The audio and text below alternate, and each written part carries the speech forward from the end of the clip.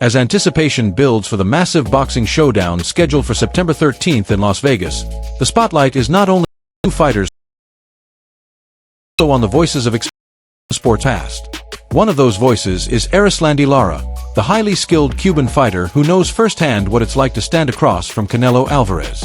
Lara, who fought Canelo back in 2014 in a bout that ended in a controversial split decision loss, has now offered his perspective on how Terence "Bud" Crawford could walk away victorious, if he's smart enough to avoid the very pitfalls that cost Lara the win over a decade ago.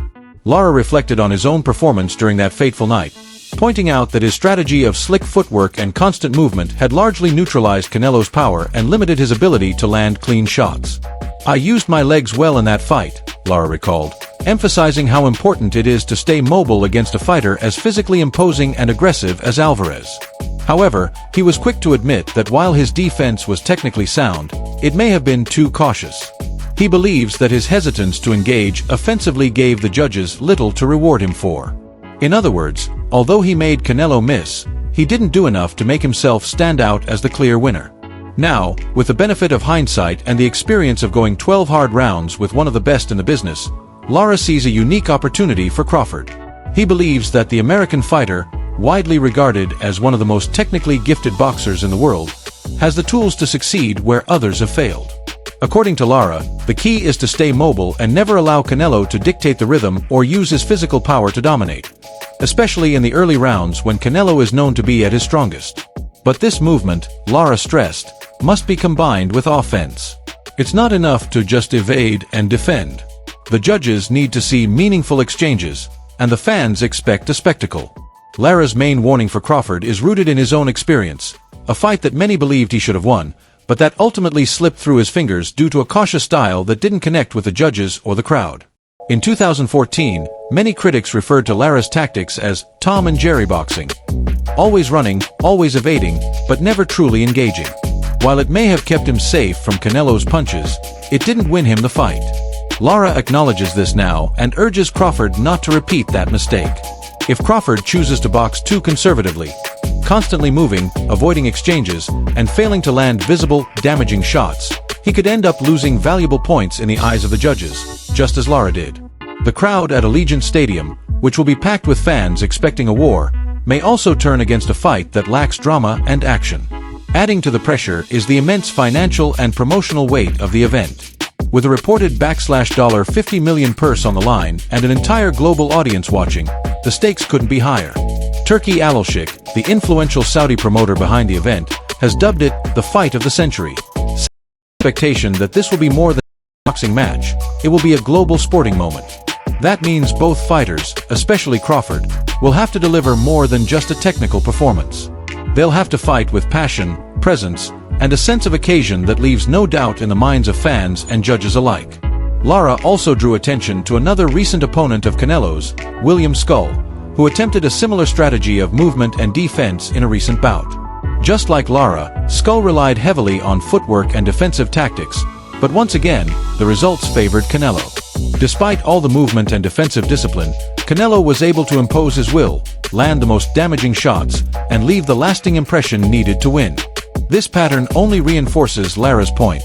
Movement without offense is not enough.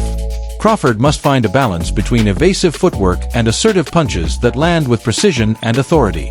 Lara emphasized that the fight on September 13th is incredibly evenly matched, calling it a 50-50 fight. He acknowledged that Canelo is still a tremendously dangerous opponent, strong, confident, and well-rounded. But he also sees Crawford as one of the most tactically intelligent fighters active today. Crawford's ability to switch stances mid-fight, read his opponent's intentions, and adapt on the fly gives him a real chance to outmaneuver and outthink Canelo.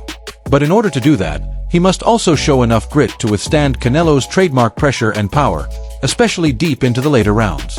What makes the upcoming match so fascinating is that it's more than just a test of strength or speed. Chess match between two elite boxers with vastly different styles and philosophies.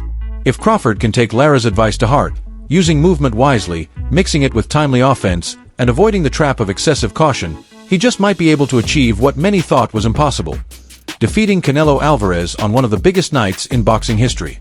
But if he underestimates the crowd, the judges, or the psychological pressure of facing Canelo on his turf, history may simply repeat itself. Lara's story stands as both a cautionary tale and a roadmap, depending on how Crawford chooses to walk the line between defense and dominance.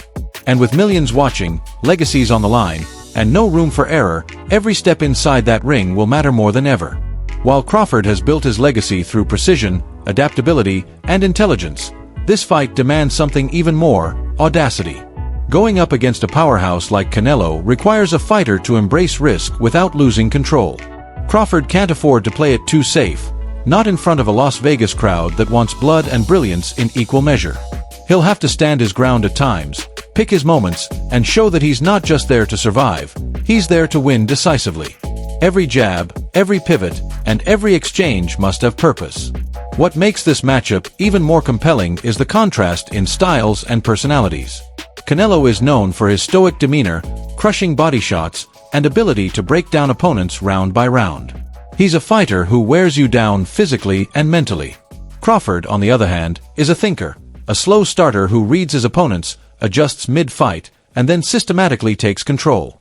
That dynamic alone is likely to produce moments of tension, drama, and possibly fireworks inside the Allegiant Stadium. Then there's the psychological pressure, something Lara hinted at but didn't fully explore. Facing Canelo in Las Vegas is not just about skill, it's about managing the aura. Canelo is not only a world champion but a box office king, with thousands of supporters behind him.